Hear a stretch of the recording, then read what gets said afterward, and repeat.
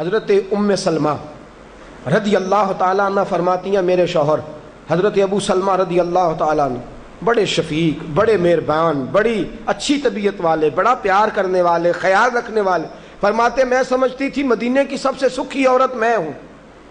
ان کا طریقہ یہ تھا کہ مسجد سے جب واپس آتے نا تو جو نبی کریم صلی اللہ علیہ وسلم سے سن کے آتے آ کے مجھے بھی سناتے، جو سن کے آتے آ کے مجھے بھی۔ اچھا ترقی مل جائے اگر تو گھر جا کے ہم بتاتے ہیں کہ نہیں جی؟ ہاں ایک بات کئی دفعہ نہیں بتاتے، اگر تنخواہ بڑھ جائے تو اس میں کئی دفعہ کوتاہی کرتے ہیں، وہ نہیں بتاتے گھر اس لیے کہ ہمیں پتہ ہے اگر ہم نے تنخواہ بڑھانے کا بتایا تو ادھر سے خرچہ بھی بڑھ جائے گا، لہٰذا یہ کبھی کبھی ہم کوتاہی کرتے ہیں، لیکن بہرحال اپنی ترقی ضرور بتا دیتے ہیں کہ میری ترقی ہو گئی ہے، یہ اتنا ضرور ہم بتا دیتے ہیں۔ اچھا یہ ساری باتیں اگر ہم بتاتے ہیں اور پھر اور بھی کئی قصے گھر جا کے سناتے ہیں، آج دفتر میں یہ شغل ہو گیا، یہ بات ہو گئی، سناتے ہیں بات، اور یہ بری بات بھی نہیں ہے، گھر والوں کے ساتھ جا کے خوش طبی کرنا اور گھر کے اندر کا ماحول خوشگوار رکھنا یہ حضور علیہ السلام کی سنت ہے۔ لیکن یہ جو ہم حدیث سنتے ہیں، فرمان سنتے ہیں، قرآن و سنت کی بات سنتے ہیں، یہ بھی ہمیں گھر جا کے سنانی چاہیے۔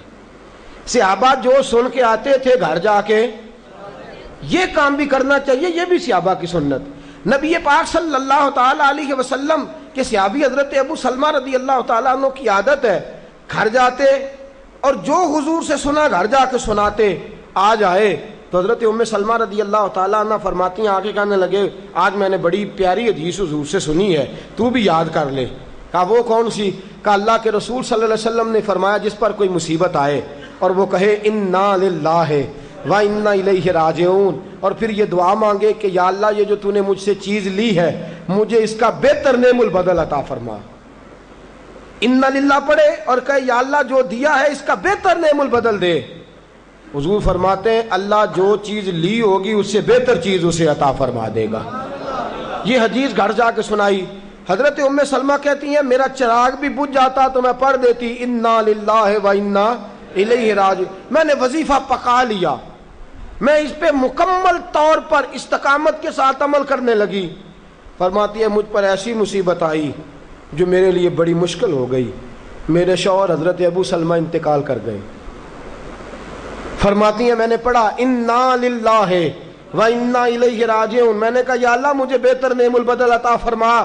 فرماتی ہیں پڑھ تو لیا، حضور کے فرمان پر یقین بھی تھا، لیکن دل میں خیال تھا کہ ابو سلمہ سے اچھا شوہر تو مجھے مل ہی نہیں سکتا، اس سے زیادہ دھیما تو مجھے مل ہی نہیں سکتا۔ اور فرماتی ہیں پھر میں سوچتی تھی اب میری عمر بھی جوانی کے نہیں، بڑھاپا آ گیا ہے، رنگ بھی گورا نہیں، بچے بھی میرے پاس ہیں، کیسے بہتر نعم البدل ملے گا؟ اور دوسری جانب حضور کی حدیث ہے کہ اگر تم مصیبت کے وقت پڑھو گے انا للہ وانا الیہ راجعون، مصطفیٰ کا فرمان بھی بدل نہیں سکتا۔ جو دن کو کہہ دیا دن ہے تو دن نکل آیا، جو شب کو کہہ دیا شب ہے تو رات ہو کے رہی۔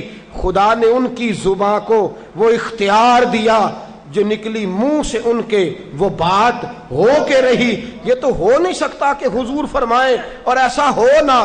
فرماتی ہیں پڑھ بھی لیا، عدت کے دن مشکل سے گزارے، عدت ختم ہوئی، میرے دل میں حدیث بھی ہے کہ حضور نے فرمایا اللہ بہتر نعم البدل دے گا، اور دوسری جانب یہ بھی ہے کہ ابو سلمہ سے اچھا شوہر نہیں مل سکتا۔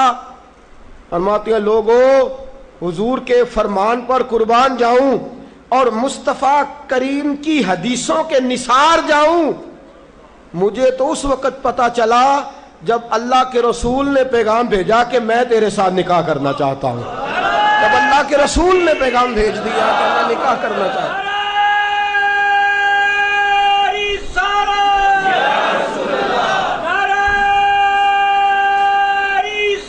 حضرت ام سلمہ ام المومنین رضی اللہ تعالیٰ عنہ فرماتی ہیں جب مصطفیٰ کا پیغام آیا تو فرماتی ہیں فوراً میرے لب پہ درود آیا، فوراً میرے لبوں پہ سلام آیا۔ میں نے کہا محبوبہ جو بھی فرماتے ہو سچ ہی فرماتے ہو، جو بھی کہہ دیتے ہو کمال ہی کہہ دیتے ہو۔ یا رسول اللہ میں کہتی تھی مجھے ابو سلمہ سے اچھا شوہر نہیں مل سکتا، اللہ نے مجھے کائنات میں سب سے اچھا شوہر عطا فرما دیا ہے، کائنات میں سب سے۔ میں نے صبر کیا اور حضور کے فرمان پر عمل کیا